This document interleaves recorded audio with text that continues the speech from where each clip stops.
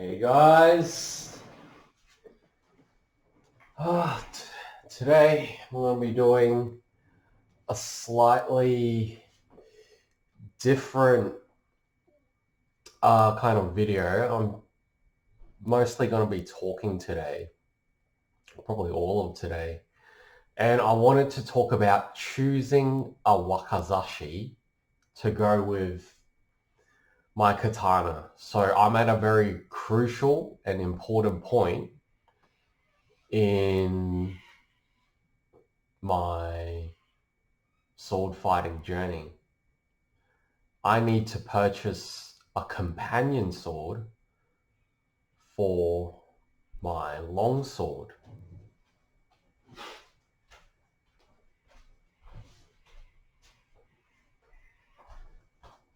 Now, in choosing a companion sword, because this is such an important thing, I have to consider firstly the dimensions of the sword. So I am 168 centimeters tall.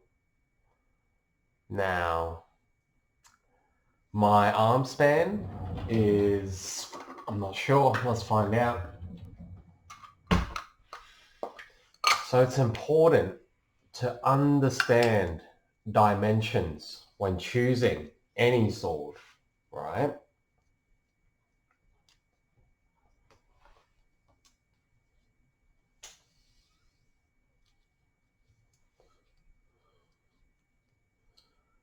So from, let's say I hold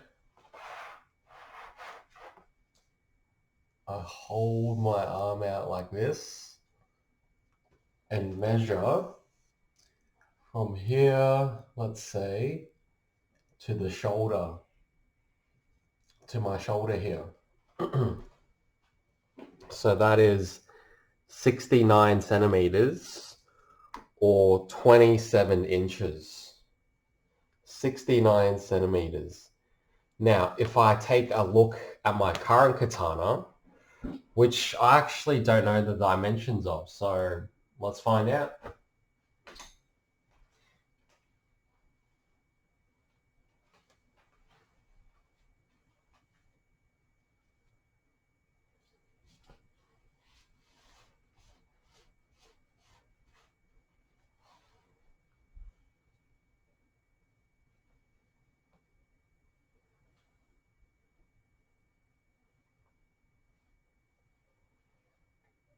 All right. So from the, let me open up a picture. I bought this sword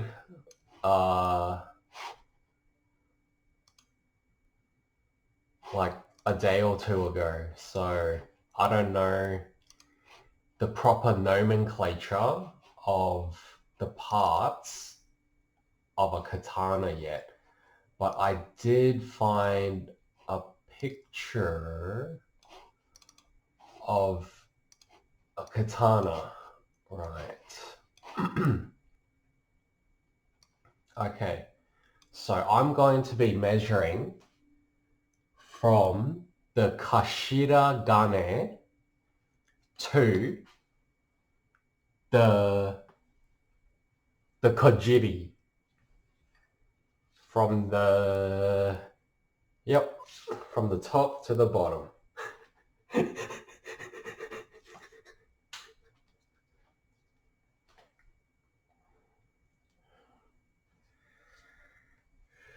right, so let me get, let's find out. So as the tape goes, that is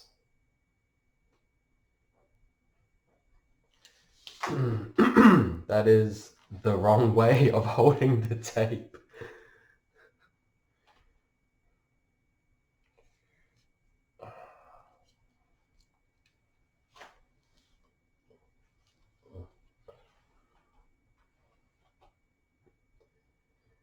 I'm just going to change my camera angle.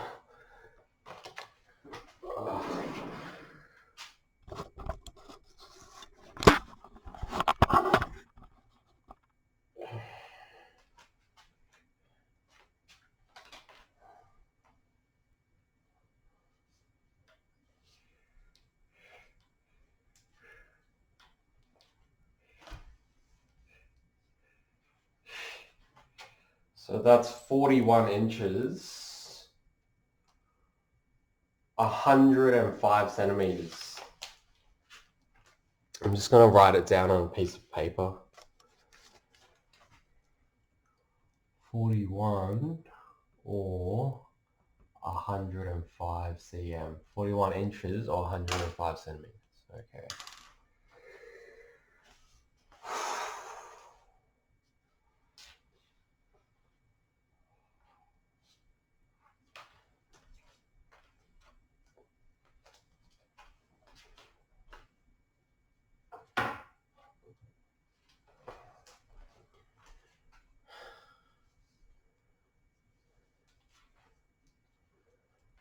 All right, now I'm going to be measuring from the Kashida Gane to the Kisaki. What? Yeah, I don't know. The tip of the sword.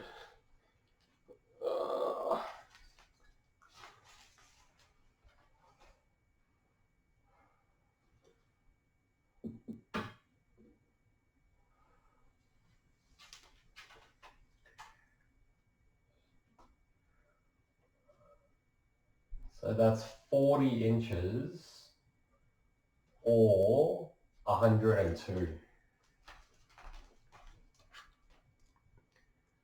40 inches or 102 centimeters. Okay. So now that we know that, and we know that my arm is 69 centimeters. So this is total, this is sword, and then arm is 69 centimeters.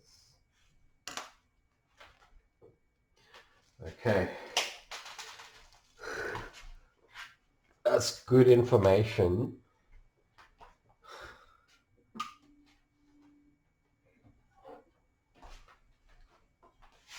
That's good information to know.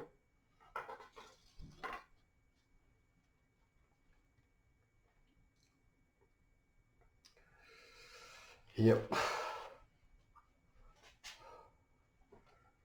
That way,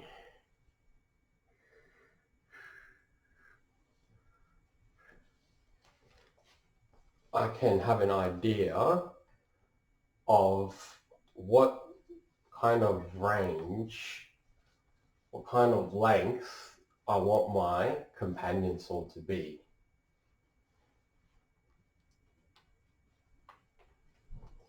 So knowing that,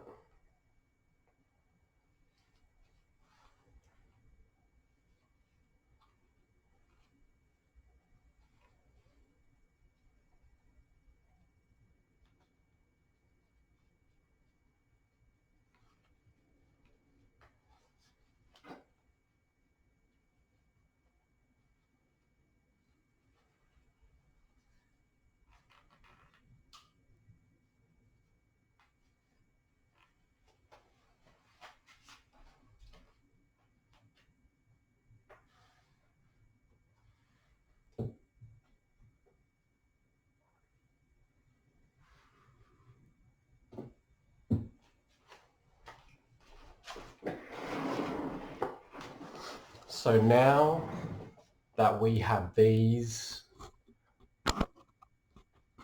dimensions, we know that our wakazashi is going to be shorter than 102 centimeters. This we know for 100% certainty. Okay, so we've eliminated Any sword in existence, any wakazashi that is over 102 centimeters, that's a no. Now, my arm is 69 centimeters. So you could make the argument that I want my sword to be somewhere between 69 and 102 centimeters. Maybe. And this is where we need some guidance, right? Because I don't know anything about this stuff.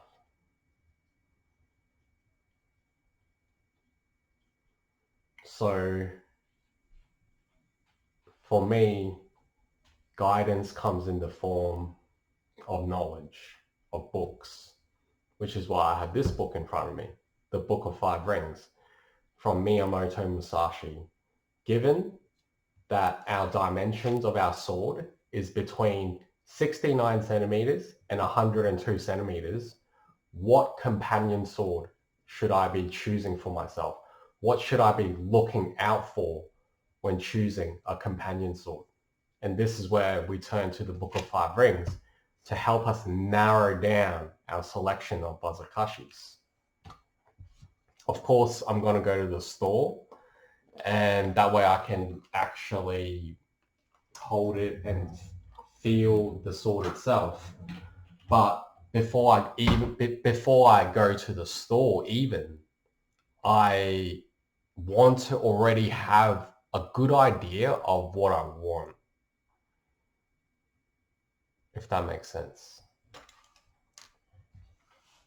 So, Book of Five Rings.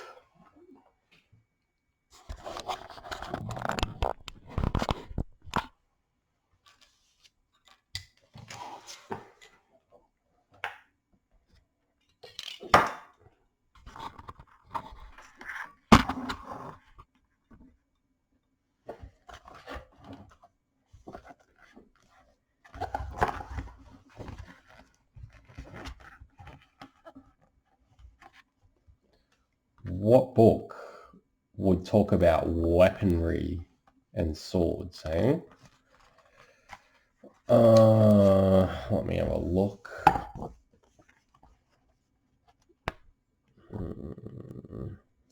The Virtue of the Longsword.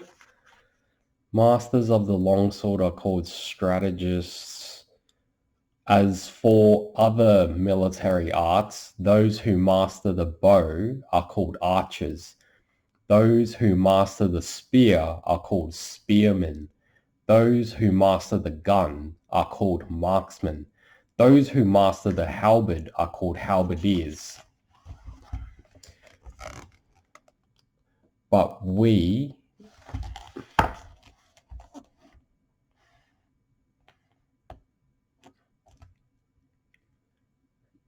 do not call masters of the way of the longsword longswordsmen, nor do we speak of companion swordsmen, because bows, guns, spears, halberds are all warriors' equipments. They are certainly part of strategy. To master the virtue of the long sword is to govern the world and oneself.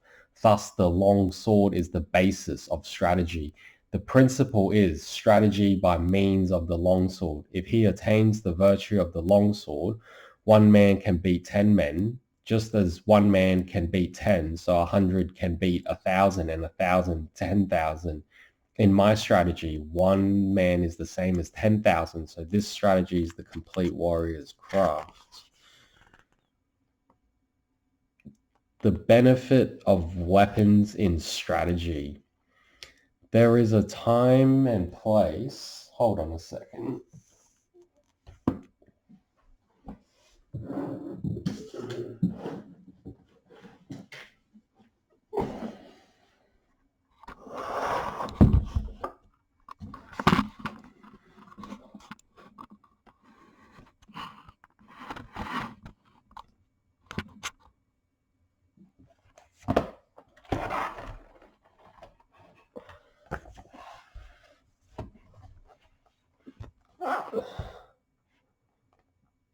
There we go. Okay. The benefits of weapons in strategy. There is a time and place for use of weapons. The best use of the companion sword is in a confined space or when you are engaged closely with an opponent. The long sword can be used effectively in all situations. The halberd is inferior to the spear on the battlefield. With the spear, you can take the initiative. The halberd is defensive. In the hands of one or of two men of equal ability, the spear gives a little extra strength. The spear and halberd both have their uses, but neither is very beneficial in confined spaces. They cannot be used for taking a prisoner. They are essentially weapons for the field. Anyway, if you learn indoor techniques, you will think narrowly and forget the true way. Thus, you will have difficulty in actual encounters. The bow is tactically strong at the commencement of battle, especially battles on a moor, as it is possible to shoot quickly from among the spearmen. However, it is unsatisfactory in sieges or when the enemy is more than 40 yards away. For this reason, there are now few traditional schools of archery. There's little use today for this kind of skill. From inside fortifications, the gun has no equal among weapons. It is the supreme weapon on the field before the ranks clash. But once swords are crossed, the gun becomes useless. One of the virtues of the bow is that you can see the arrows in flight and correct your aim accordingly, whereas gunshot cannot be seen. You must appreciate the importance of this. Just as a horse must have endurance and no defects, so it is with weapons. Horses should walk strongly, and swords and companion swords should cut strongly. Spears and halberds must stand up to heavy use. Bows and guns must be sturdy. Weapons should be hardy rather than decorative. You should not have a favorite weapon. To become over-familiar with one weapon is as much a fault as not knowing it sufficiently well. You should not copy others, but use weapons which you can handle properly. It is bad for commanders and troopers to have likes and dislikes. These are things you must learn thoroughly. So it does mention the companion sword here. Swords and companion swords should cut strongly. And there's also something mentioned about they cannot be used for taking a prisoner. They are essentially weapons for the field. So when thinking about a companion sword, we have to consider if it can cut, and we also have to consider how we can use it when taking hostages or taking a prisoner, because this will come into play at some point. All right. So we need good cuts, and we need something that can be used to take hostages, and something about weapons. Weapons should be hardy rather than decorative. Okay. So we're looking for a hardy cutting companion sword that can also be used for taking prisoners. So that's our criteria so far.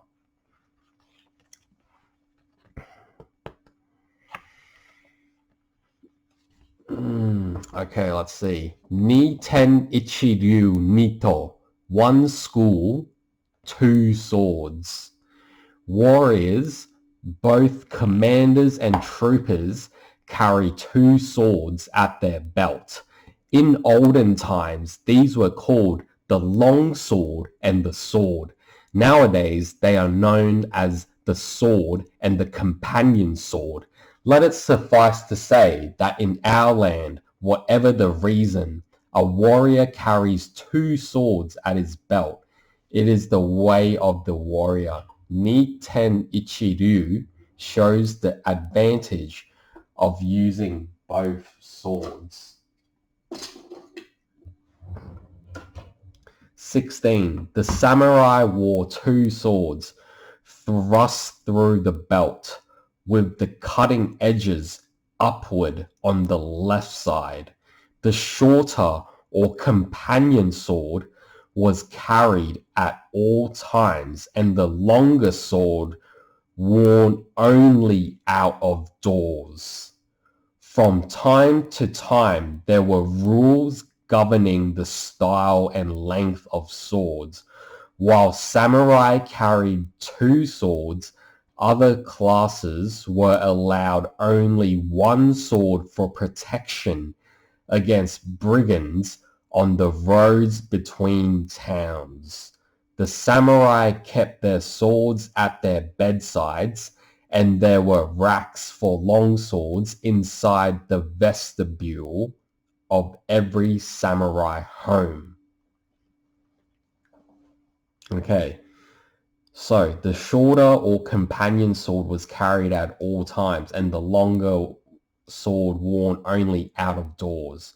This tells me that we are looking for a sword that we can also walk around and fight with indoors, and we also want it to be nice and out of the way enough that we can go about our daily chores. Like, I still need to cook and clean and like do laundry and do the gardening. I have to do all this. I have to do all this stuff, right? And I have to wear the sword whilst doing everything else that I'm doing. Like, I have to carry this sword with me at all times. It has to be within arm's reach at all times. So yeah, okay. Now we have some more criteria. So prisoners, taking prisoners,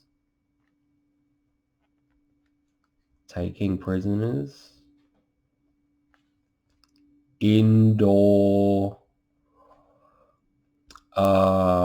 wear, so wearing it during chores.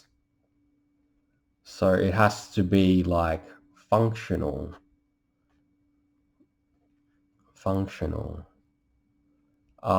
Sturdy, not decorative.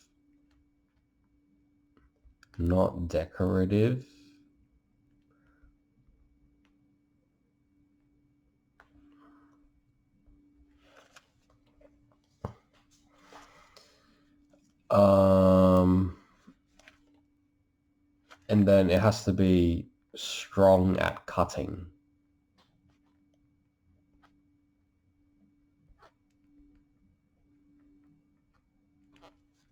Okay. So let's see. Let's go on to the next page. The spear and halberd are weapons which are carried out of doors. Students of the Ichi school way of strategy should train from the start with the sword and longsword in either hand. This is the truth. When you sacrifice your life, you must make fullest use of your weaponry.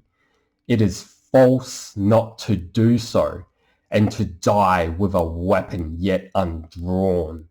If you hold a sword with both hands, it is difficult to wield it freely left and right. So my method is to carry the sword in one hand.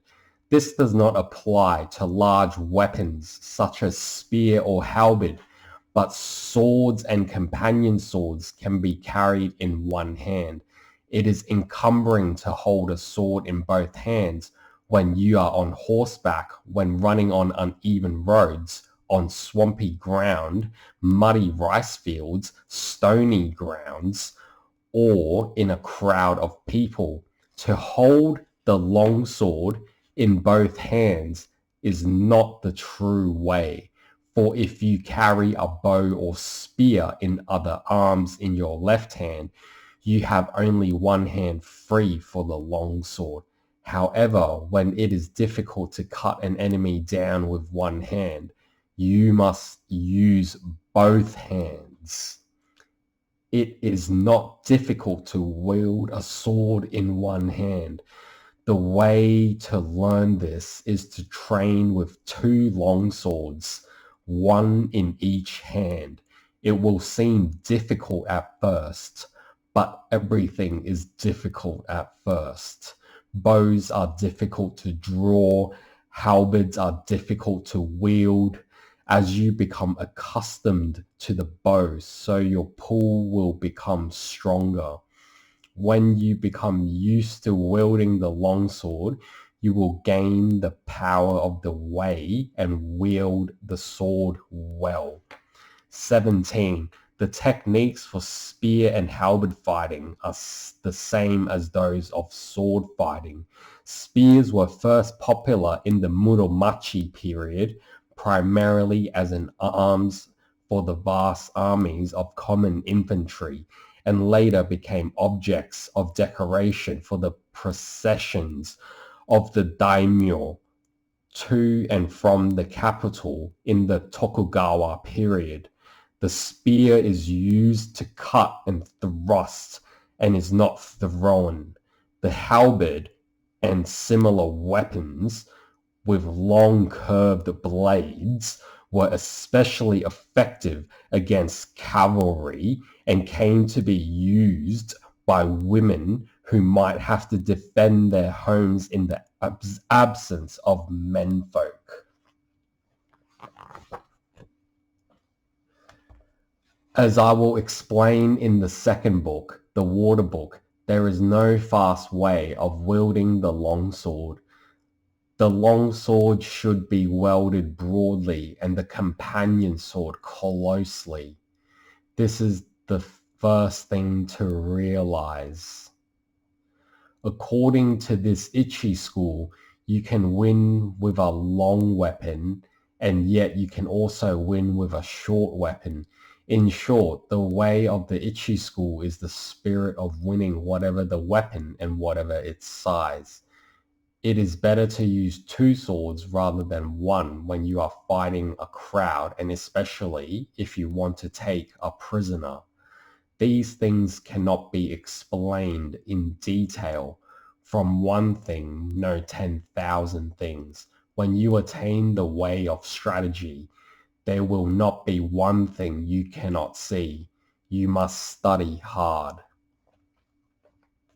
Okay. So this talks about wielding the longsword broadly and the companion sword closely. And talks about training with 2 long swords. So it looks like I'm going to be buying another katana and a wakazashi. So I'll write that down. I'm going to get a second katana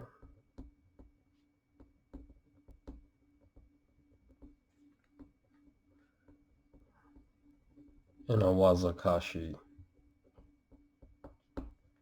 All right. No worries. No worries. I think that's about all we need. Yeah, it says, yeah, I think we have all the criteria we need. It needs to cut well, sturdy, not decorational. You're wearing it indoors all the time, so it has to be functional. You're doing chores with it. Yeah, I'll get another katana. It's no worries. I'll see if there's anything else to be read. If not, yeah.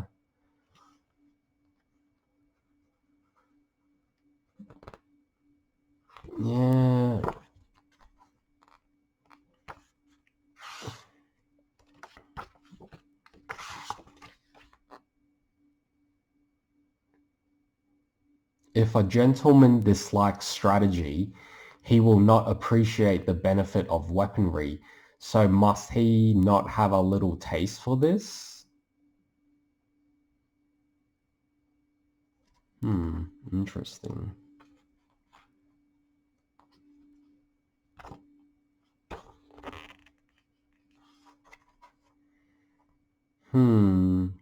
The time is the night of the 10th day of the 10th month at the hour of the tiger, 3 to 5 a.m. Years, months, and hours were named after the ancient Chinese zodiacal time system. Interesting. So it looks like Musashi is writing. He says the time is the night of the 10th day. So at 3 to 5 a.m., I'm going to assume it is still dark where he is. Because in some places, the sun rises at about 4 a.m., right? So if it's still dark there, that means it's probably like autumn or winter, right? Because in summer, I imagine the sun would rise pretty early. So he's probably in one of the colder months. The 10th day of the 10th month. Is he talking about like October? October, which would be autumn in Japan? Let's see. It is now during the first 10 days of the 10th month in the 20th year of Kanae, 1645. Wow, 1645. So that's about 380 years ago. That's not that long ago. I have climbed the mountain Iwato of Higo in Kyushu to pay homage to heaven, pray to Kwannon, and kneel before Buddha. I am a warrior of Harima province, Shinmen Musashi no Kami Fujiwara no Geishin, age 60 years. Okay. So I'm going to assume he's Buddhist and he's 60 years old, 380 years ago. Wow, that's so interesting. From youth, my heart has been inclined toward the way of strategy. My first duel was when I was 13. I struck down a strategist of the Shinto school, one Arima Kihei. When I was 16, I struck down an able strategist, Tarashima Akiyama. When I was 21, I went up to the capital and met all manner of strategists, never once failing to win in many contests. After that, I went from province to province, dueling with strategists of various schools, and not once failed to win, even though I had as many as 60 encounters. 60 encounters. This was between the ages of 13 and 28 or 29. When I reached 30, I looked back on my past. The previous victories were not due to my having mastered strategy. Perhaps it was natural ability or the order of heaven or that other school's strategy was inferior. 1. Wei means the whole life of the warrior, his devotion to the sword, his place in the Confucius-colored bureaucracy of the Tokugawa system. It is the road of the cosmos, not just a set of ethics for the artist or priest to live by, but the divine footprints of God pointing the way. In Buddhism, Kwannon is the goddess of mercy. Kwannon. Sounds like Guan Yin in Chinese.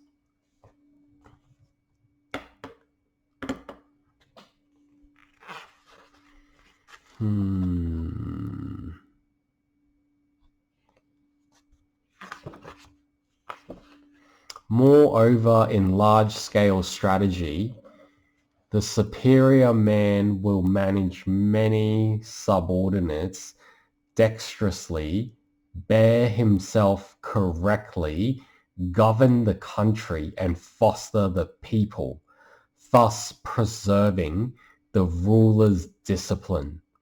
If there is a way involving the spirit of not being defeated to help oneself and gain honor, it is the way of strategy. Wow, and there's a picture here. I'll read the caption for you.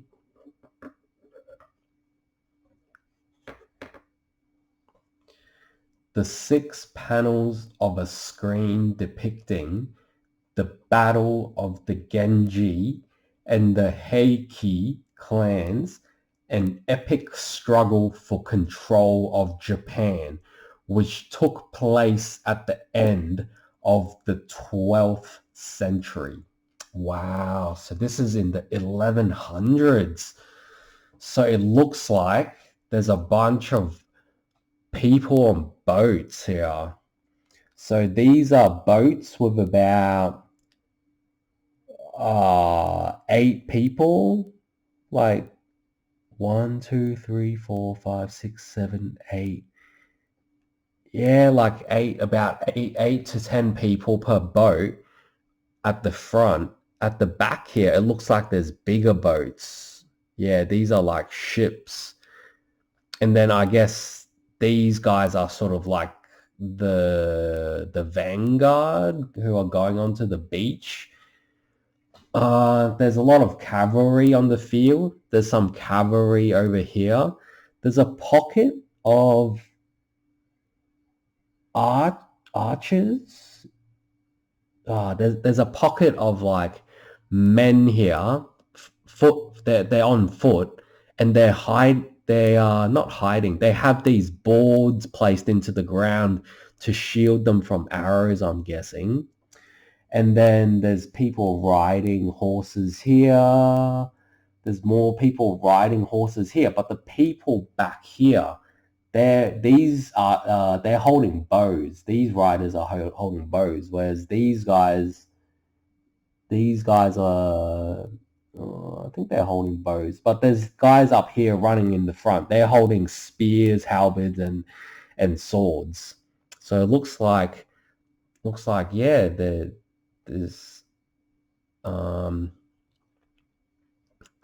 and looks like these guys are riding the horse into the sea. Yeah, this is absolutely chaotic. So if I had to guess, let's see. Battle of the Genji and Heiki clans. Okay. So there's 2 Genji and Heiki clans. So I'm guessing this is like a 2-sided. The guys who are coming on the boats, who are coming onto the beach, this is very clearly one side of the force. And these 2 pockets of cavalry. Oh, this guy is riding on his horseback, and it looks like he's shooting. He's shooting in this direction, maybe at the boatman. Okay, so my guess, the guys on the boats are coming to storm, to come onto the beach. These guys have come off the boat. They've come onto the beach. They've put their boards down to try establish like a beachhead to try capture a bit of ground. And these cavalry, I'm guessing, are from the other side, and they're coming in to meet them. Yeah, that would be my guess. Let's see. Okay, so this gets into the actual cutting. To stab at the face, to stab at the heart, to scold tut tut, to apply stickiness, the body strikes. This is all about the actual techniques. Okay, so one last thing I can see here. Use of the longsword in other schools. Using a shorter longsword is not the true way to win. Oh, okay. So it's just telling you not to use a shorter longsword. Fixing the eyes in other schools. Some schools maintain that eyes should be fixed on the enemy's longsword. Some schools fix the eye on the hands. Some fix the eye on the face, and some fix the eye on the feet, and so on. If you fix the eye on these places, your spirit can become confused and your strategy thwarted. I will explain this in detail. Footballers, 37. Football was a court game in ancient Japan. There is a reference to it in a classic work of Japanese literature, Genji Monogatari, The Tale of Genji. Interesting. Do not fix their eyes on the ball, but by the good play on the field, they can perform well. When you become accustomed to something, you are not limited to the use of your eyes. People such as master musicians have the music score in front of their nose or flourish the sword in several ways when they have mastered the way, but this does not mean they fix their eyes on these things specifically or make pointless movements of the sword. It means they can see naturally. In the way of strategy, when you have fought many times, you will easily be able to appraise the speed and the position of the enemy's sword. And having mastery of the way, you will see the weight of his spirit. In strategy, fixing the eyes means gazing at the man's heart. In large-scale strategy, the area to watch is the enemy's strength. Perception and sight are the two methods of seeing. Perception consists of concentrating strongly on the enemy's spirit, observing the condition of the battlefield, fixing the gaze strongly, seeing the progress of the fight and the changes of advantage. This is the sure way to win. In single combat, you must not fix the eyes on details. As I said before, if you fix your eyes on details and neglect important things, your spirit will become bewildered and victory will escape you. Research this principle well and train diligently. So I'm going to write the name of this book down. Genji Monogatari.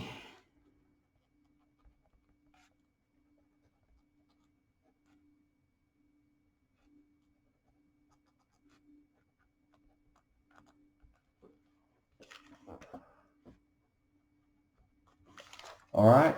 And I think I have a pretty good idea of what I'm looking for when I go to the store. So yeah, thank you, and I'll see you guys next time.